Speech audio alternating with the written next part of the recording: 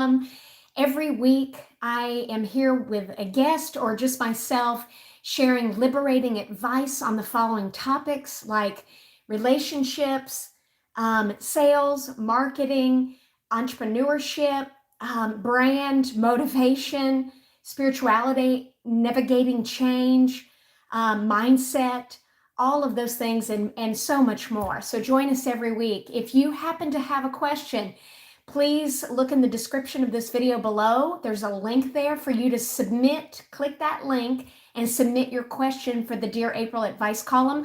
I'll be going live every week and answering your question. Okay, so let's get right into it. One of the questions I received this week, question number 3, is this. Okay, here was the question and here's my answer. Dear April, how do I find new dreams and goals for the future? And maybe a plan to begin to define and drill down what it is to be able to get excited again. So this was my answer. Dear friend, it sounds like you are at a crossroads of change in life or maybe in your business. What used to bring you passion, excitement, maybe it has fizzled out and you want help to redefine what it is that you really want and how to reignite your passion again. You know, I was just listening to a podcast interview with an overachiever. Her name is Alexis Jones, author of Joy Hunter. She was on season 16 of Survivor, a cast member. Alexis reached a place where everything that could go wrong in her life and in her speaking career went wrong. This led to an aha moment where she said, I think the bravest thing I've ever said is I don't think that's my dream anymore. Whoa, let me just tell you, when I heard her say that, that really spoke to me. There's a season for certain things in our life. And there's a season that we move on to something new, is what I've discovered. I don't know, but maybe it's time to give yourself permission to say, I don't think that's my dream anymore, like Alexis shared. It's okay to change your mind. It's okay to redefine what you really want in this next chapter of your life. Or maybe you just need a slight tweak to what you've already been doing in your life or in your work, wherever it is, so that it's better aligned with what your goals and your values are. So it's more aligned with the life that you really want. And it brings you more excitement or challenges you more. I can totally relate to this question because in 2021, I was in a major crisis in my marriage, a family relationship crisis, and a crisis in my business. I felt deeply unhappy, confused when what I had been doing was no longer working, and I was searching for what in the heck, what do I do? How do I fix this? Or what am I supposed to be doing next if this isn't it anymore? And so I want to share with you a couple of exercises that I did during that time that helped me to gain clarity on my true north, what I'm really called to do next, and it helped me to find my right path. I'm actually still on that journey right now. These exercises led me to start the Dear April advice column that I'm doing right now. I'm also exploring other opportunities right now as we speak. Something new. All right? So you don't have to do all of these exercises. There's some that I did. Pick one or two. Just pick one and start there. If that whatever one resonates with you. This is what I did, and it brought me clarity. I got crystal clear. Number 1, exercise number 1. This is a journaling exercise. I did a 100-day trusting God experiment. For 100 days in a row, I spent 2 hours in prayer, reading the Bible, and listening for guidance from God on what to do next in my career and in my business, and definitely in my life. I wrote down all of the divine guidance, insights, and ideas that I received during that time in my journal. I quickly realized this was much deeper than just finding my calling for what work I'm going to do next. It was transforming who I'm becoming. Sometimes we go through a wilderness type of season where we feel confused or we feel like something just feels off. I'm just moving along here, but I don't know where I'm going. You feel a little lost. You've been praying. You're not getting answers. It's because you're being prepared. It was in my case. So as I mentioned, this led me to starting my Dear April advice column and exploring other opportunities right now if it's totally different than what I've done before. But let me tell you, at the end of those 100 days, here was the result. I received very specific, clear guidance from God on what is my purpose, what is my calling, what is my assignment, and what is my mission in this new current season of my life. I am absolutely clear on what it is.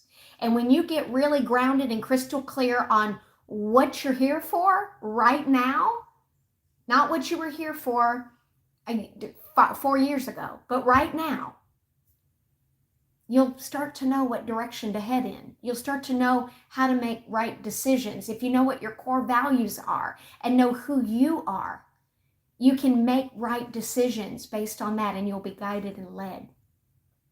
I encourage you to do your own trusting God experiment.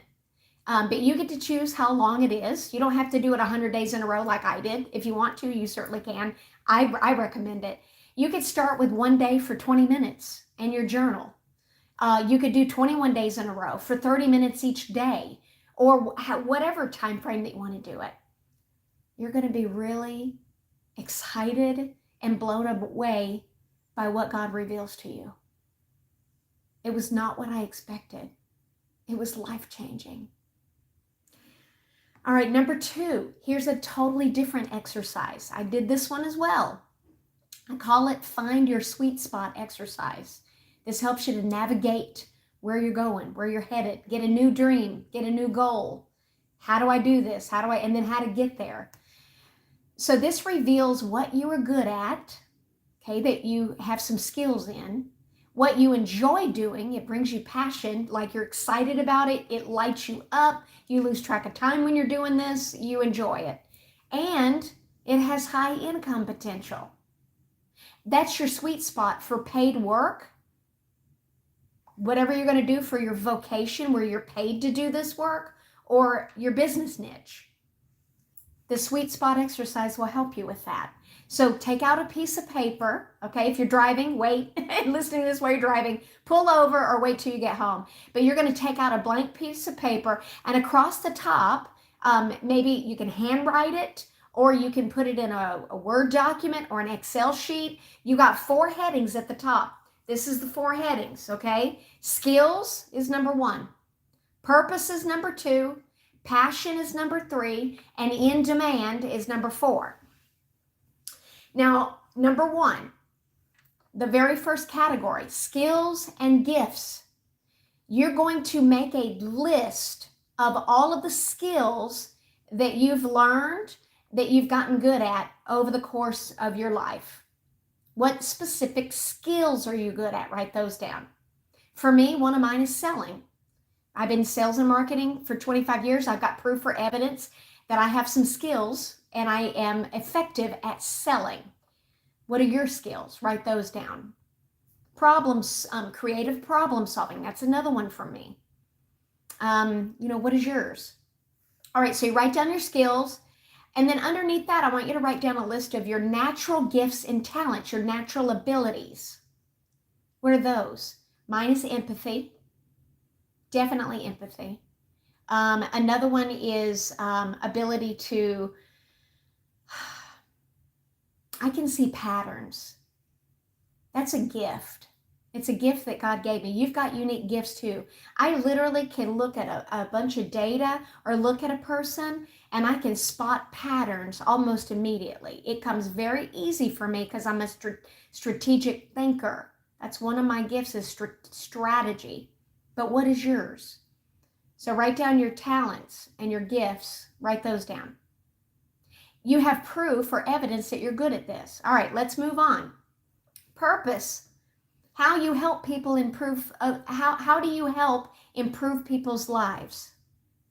Or what is the message that you're here to share with the world? What is the change you were born to make in the world? You can find that through exploring your pivotal moments in your life, or your most painful problems, that maybe a rock bottom moment that you had to overcome, or a painful challenge or problem that you were seeking how to overcome it. You finally found the solution, and now you feel compelled to help others solve this thing because you've been on the journey, you've been there, and you know the way out.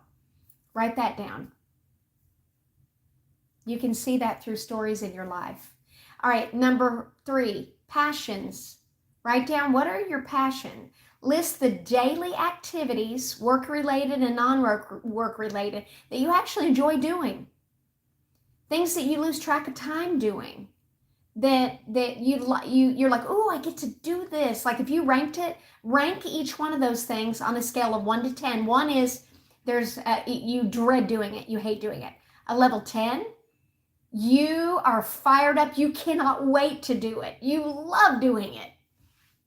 Oh, you get so excited when you're like, yes, I get to do this again today, I can't wait to get started. You're passionate about it. It's an activity, or even a work activity that you just love to do. It brings you joy. You enjoy doing it. You don't get tired of it. You love it. All right. Number 4, in demand. I want you to list the opportunities in the marketplace right now that people will pay a premium to solve.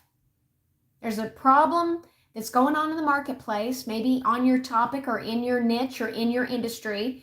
You got some skills around it. You can help people to solve it. People will pay a premium for this. There's a high demand for it. People are buying this. They want to solve this problem. Write those opportunities down. You can easily do research. You can easily do research right now in Google and find out what those are. And you can definitely help people solve this problem. Write those down. And also, I want it to be your passion, like you enjoy doing it. Sometimes you can be really good at something and help people solve a problem, but you can't stand doing it. You dread doing it. Don't write that one down. Only write down the things that you really love, you enjoy doing, and you can help people solve it. And people need it right now. Not what they needed 2 years ago or a year ago, but what do they need right now in the marketplace? And at the center, you're going to go back and you're going to look at all of those. And you're at the center, like if there's a diagram where there's 2 pieces here and 2 pieces there, in the center, at the corner of all 4 of those, that's where you're going to find your sweet spot. That's what you're here to do. You're good at it. You're skilled at it. You enjoy doing it. It lights you up.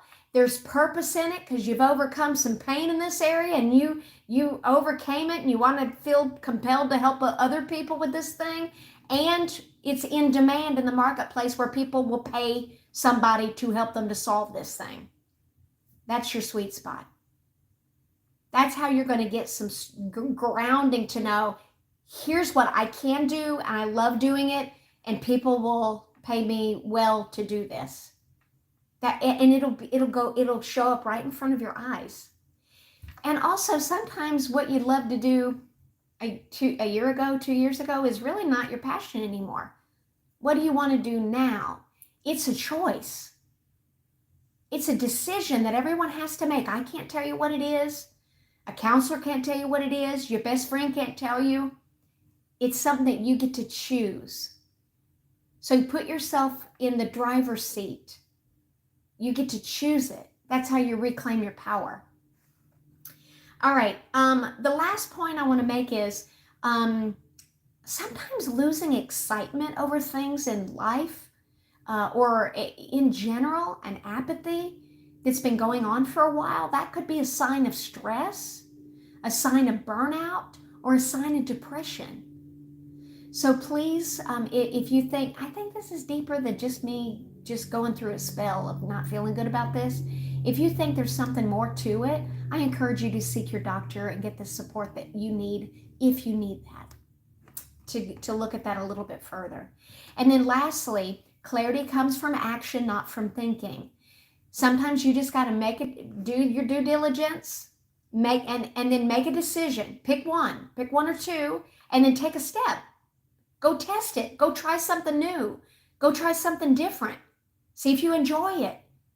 See if you're good at it. Get your feet wet. Go try it on for size. You can always do something different if it doesn't feel right. Don't be afraid of failing or trying to get it perfect or get it right before you get going. Sometimes that's how you find out, oh, this is what I'm here to do, is because you tried that one thing and you didn't like it at all, or it didn't turn out like you wanted. And now you try this other thing, you're like, oh, that's it. That's it. I'm so glad I found out that that's not it. I can cross that off my list. So there are more resources in the comments below that I think can help you with this. I hope this was helpful. If you have, please go to the description of this video. There is a link there. Click on that link and submit your question for the Dear April Advice column. I cannot wait to answer your questions this week, and I'll see you soon. Bye.